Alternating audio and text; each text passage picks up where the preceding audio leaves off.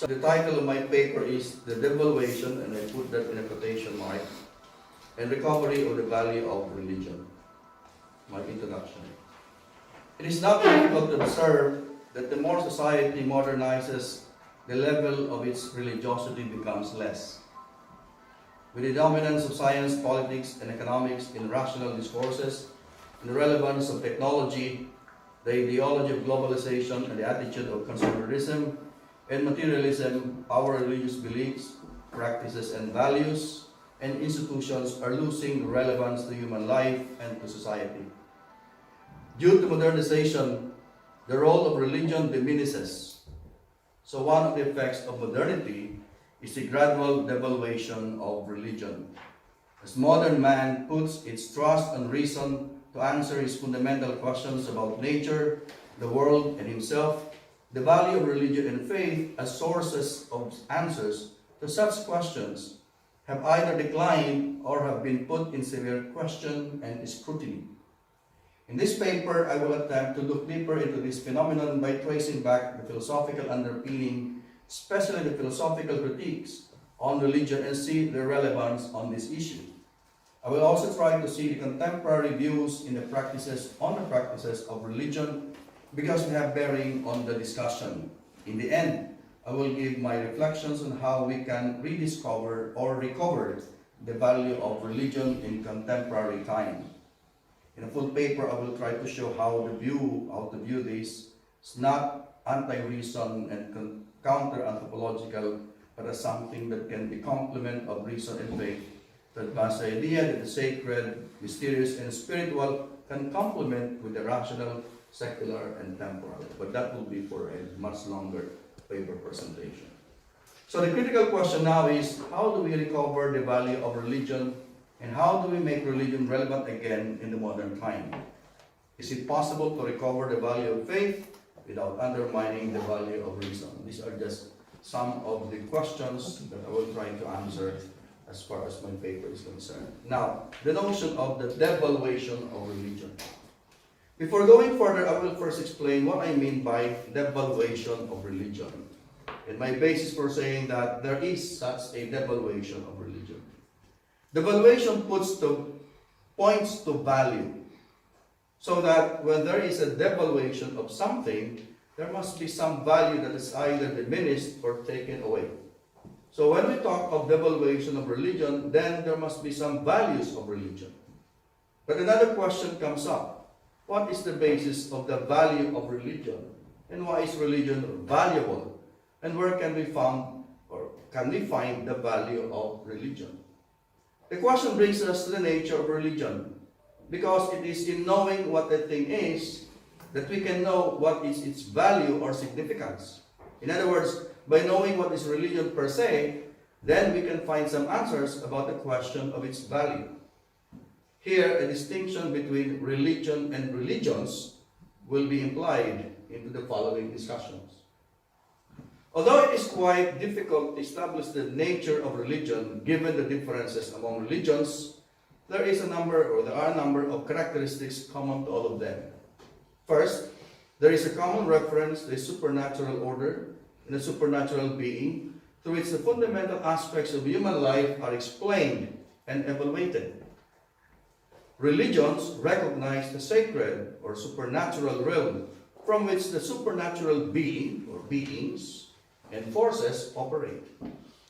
From this reference to the supernatural or divine or spiritual, there is a corresponding subjective disposition towards the supernatural order, like feeling of dependence, of awe, of admiration and love, or a sense of mystery, or even a sense of guilt and fear, and a sense of moral obligation towards the supernatural being, or beings, or gods, or God. There is almost explicit distinction between the sacred and the profane, the holy and the unholy, the mysterious and the non-mysterious. It is common to religions to practice ritual acts revolving around the supernatural being or beings, the sacred objects associated with the divine. There are prayers, sacrifices, and other forms of communication with the supernatural or divine. And these rituals are used to establish the right relationship with the divine or the supernatural. The system of ethics and moral code are believed to be sanctioned by the divine being. Every religion has a particular worldview which provides a stable context within which each person can relate with himself or himself to others, to the world, and to the divine. This worldview also corresponds to the relationship of God or gods with man and nature. And then there is, of course, the organization of social life aligned according to such worldview. Now, from this we can infer certain values of religion. First, that it provides man with a reference by which some fundamental aspects of reality can be explained or evaluated. In other words, such value is not found in the very explanation or evaluation of reality, but in providing a reference point, which is the spiritual and the divine. Different people or religions may emphasize certain explanation, and different religions may in fact debate or argue about such explanation. But that is a different point already, which actually becomes the ground for the diversity and differences of religions. The next value is related to the first. Because of this reference point, in this case reference to the spiritual or the supernatural or the divine, then religion provides a basis or explanation for man's subjective dispositions to the divine. Man has a subjective disposition or tendency towards the divine or the supernatural that is explained by the reference to the spiritual or the supernatural. Again, the explanation can be debatable. However, it is a fact that man has subjective dispositions towards what he considers to be spiritual, supernatural, or divine. Now, based on this subjective disposition, man feels a dependence, admiration, love, respect, and even fear of the divine and spiritual. Whether such feeling of dependence, of awe, of admiration and love, or sense of mystery, or even a sense of guilt and fear because of supernatural or divine can be considered of value of religion or not is not so much of a concern. But certainly, it is a fact that man do have these feelings, and religion provides an explanation for these feelings. Another value that religion provides man with is a basis for his sense of moral obligation to his fellow man, to the world, or to the divine or spiritual. Because of his religious orientation and belief, he senses and accepts his moral obligation. Of course, some moral obligations are not born out of religious beliefs, but it does not disprove the value of our religious beliefs to our moral sense. And related to this moral sense and moral obligation is a system of ethics and the moral codes that religion provides. So religion has a value to ethics and morality. Whether the moral reference provided by different religions is acceptable or not, again, is a different story. And that, in fact, again, provides a basis for the differences and diversity of religions. Another value that is provided is a particular worldview which serves as a context through and within which man can establish relation with others, with the world, and the divine. As a result of this worldview provided by religion, man then organizes his social life. So social institutions are established on the basis of religion. Again, whether it is acceptable to establish social institutions on the basis of religion or not, it is a different matter. But it is a fact that social institutions are established on the basis of religion. Now, is there a devaluation of religion? Certainly, religion per se has not devaluated or devalued itself. Because up to this point in our human history, religion still provides us with all these references and contexts and worldviews. So in that sense, we can still find a value in religion. But where is the devaluation coming from? The devaluation, I think, is coming by way of the critique of religions. So that what is devalued is not religion per se, but specific religions. The problem is those who are critical of certain religions make the mistake of identifying religions with religion.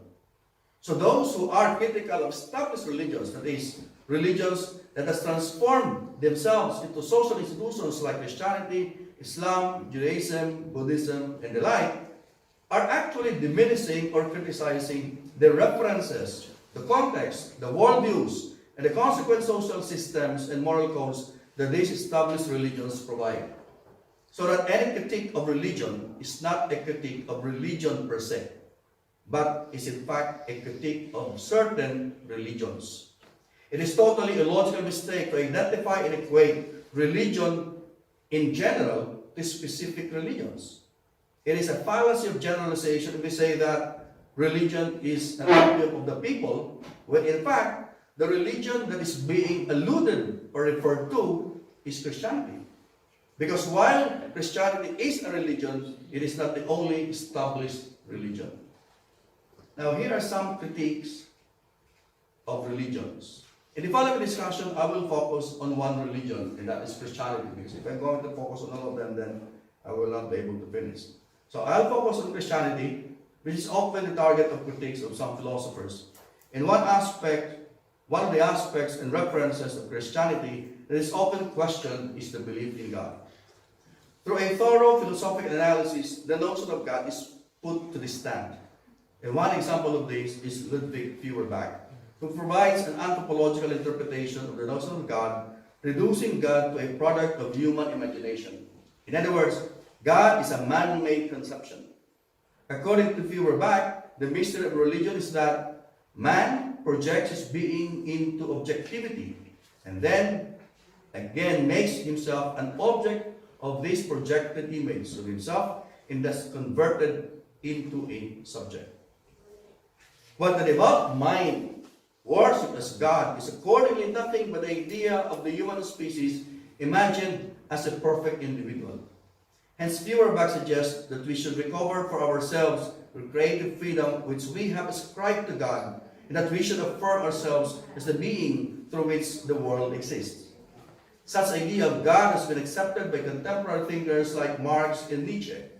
Marx contends that God is a man-made invention, that religion is nothing but an opium of the people, used by the ruling class to make people feel better and prevent them from knowing that they are just exploited. Marx further added that the abolition of religion as the illusory happiness of the people is a demand for the real happiness. To call on them to give up their illusions about their condition is to call on them to give up a condition that requires illusion. Now, this anthropological conception of God undermines the relevance of God in life, in human life and affairs. Once we affirm our very own freedom and recover for ourselves our human potentials, then there is no need for God. Nietzsche, following the thoughts of Feuerbach, claims that the belief in God arose because we are unable to have faith in ourselves, and so we need to project something out there to which we can cling on. God's existence is an ideology, one of our most persistent illusions. But once we realize the reason for this belief, then, Nietzsche claims, religious faith is no longer credible. With advancement of science and technology, the place of God in people's lives is no longer that important, because people have put their faith in scientific and technological progress. The source of human flourishing and happiness now is placed in the promise of science. As we move towards an age of secularism, people will no longer need and find the notion of God relevant. Now, I will keep some parts here. Now, religion and contemporary discourse. We have already mentioned how religion is being questioned in the contemporary discourse. With the advent of secularization, either religion and religions have been pulled down from their lofty status, or religions have been just set aside, meaning while religion is still present in our lives, it already belongs to a different category that has its own realm of influence, and that it should remain within its own limits and not meddle with the other aspects of human affairs, like politics, social relations, economics, etc. At best, religion should remain within the private and the personal sphere. Religion no longer had a significant role in the shaping of political and social policy. Secular ideologies have taken over our modern society, and following the laws of social and political influence, religion became increasingly irrelevant to the lives of ordinary people. The advent of secularism and secularization has several consequences. First, decline of popular involvement in institutionalized religion, loss of prestige of religious institutions and symbols, and a decline in influence of religious organizations, religion becoming more purely personal matter in the loss of the idea of the sacred. As reason increases our understanding of the world, the area of mystery in the supernatural also increases. Societies whose religious values are historically embedded in their social institutions are continuously moving away from their religious roots towards a non-religious orientation. Such phenomenon of moving away from religion towards a non-religious or secular orientation is what we now call secularization. It is based on a philosophical stance which affirms the difference and separation of religious or sacred from the secular or the temporal. Secularism stresses that religious orientation and considerations must be kept out of temporal or public affairs and vice versa. Religion should not influence public and political affairs as they are two distinct spheres. Now, religion in contemporary times has not only been set aside, it has been objectified and commodified by treating it as merely an object of business and commerce. As a byproduct of modernist consumerist attitude, religion is now being peddled as commodity through religious tours and tourism. And we always view on television evangelists using religion for business interest. Religious tours is different from genuine pilgrimage. Genuine pilgrimage rejuvenates the faith of the believer by visiting religious places and sites.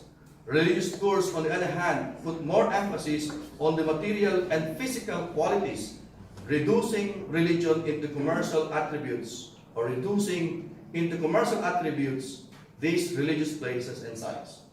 Religious tourism often confuses the commercial with the religious and the spiritual. There's now a blurring of the distinction between the spiritual and material, between the divine and commercial, which at worst, the commercial superseding the spiritual. In this scenario, the sacred can also be reduced to a mere secular thing, resulting in what many thinkers would call the desacralization of religion. Now, my last point, recovering the value of religion. Despite the many negative factors attributed to religion, violence done in the name of religion, religious conflicts and wars, religious persecutions, etc., religion has remained to be the source of many human values. It gives man the reason for living, for striving, and for committing himself to a higher level of existence. It gives man a sense of dignity and self-worth. It gives man something to hope for, something to believe in, some sense to those things that are beyond his comprehension. It gives man comfort in sorrow, courage in danger, and joy in the midst of despair. Religion still holds power over humanity and has inspired a great number of individuals, from teachers to artists, from soldiers to writers, from subjects to leaders. It has created saints and martyrs and moved men to write about their beliefs, to act according to their faith, and to offer their lives for their faith. It is religion that makes people good and holy.